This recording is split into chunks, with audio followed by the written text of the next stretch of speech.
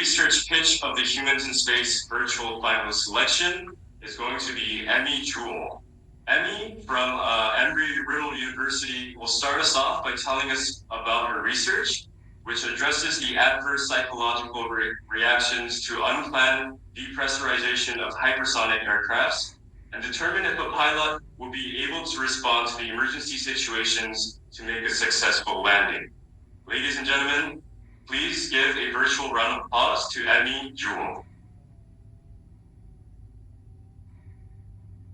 Hello, everyone. Welcome.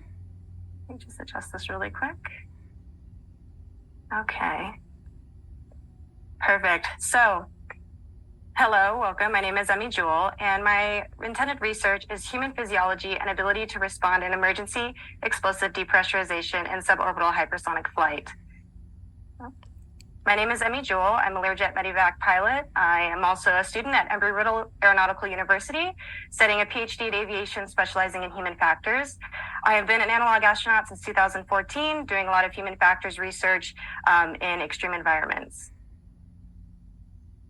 So NASA has explicitly stated why hypersonics research is important, both for Earth and for space. Imagine flying the Concorde, but 3 times faster. Hypersonic aircraft fly faster than Mach 5, and you can go anywhere in the world in under 2 hours. In regards to space, all spacecraft that re-enter Earth's orbit are at hypersonic speeds, anywhere from Mach 25 to Mach 10 and decelerating to 0. And so my problem is looking at human physiology, and in particular pilots, and how they can effectively manage an emergency situation if they're flying hypersonic speeds, and can they make a safe landing? So the problem here is flight altitude and speed. Now, if you look, you have current aircraft Concorde and the NASA X-15. NASA X-15 was a manned, successful hypersonic flight. And if you take a look at the difference between the altitudes and the speed, they're flying 6 times higher and 6 times faster than current aircraft today. So some of the challenge here with rapid depressurization, just to name a few: decompression sickness, vacuum exposure, hypoxia, and barotrauma. And so this is a 2-phase study. First, we are currently developing a hypersonic flight simulator, and this is to simulate the aerodynamic emergency situation that pilots will face. The test subjects will be wearing specialized suits similar to the NASA X-15 pilots, and the control group will be utilizing regular pilot uniforms. We'll be collecting biometric data, and we'll also be collecting pilot performance data. The second phase is using actual test dummies or mannequins that are connected to biometric wearables, and they will simulate the human body that will undergo a hyperbaric or depressurization in a hyperbaric chamber.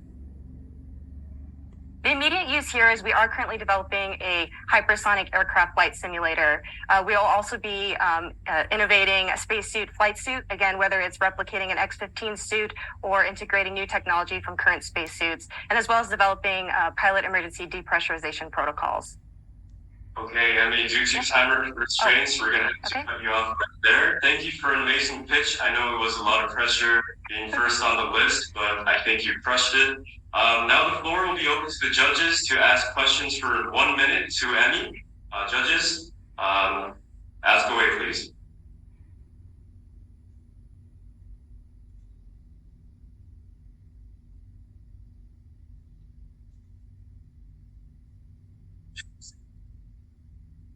Hi, Emmy. That was a really great presentation. I have a question for you about the hyperbaric simulation. Yes. And does that actually simulate the experience of returning under hypersonic speed? So that is going to be just experiencing just the depressurization and actually descending from a high altitude down to 0. So that's going to be a separate phase of the hypersonic flight simulator is experiencing the hypersonic variables, right? But the hyperbaric chamber is actually looking at how the body experiences going from, let's say, 300,000 feet down to 0 or sea level. All right. I think that would be the first and only question for Emmy. Emmy, thank you so much again for participating. I wish you the best of luck. All right. So up next we have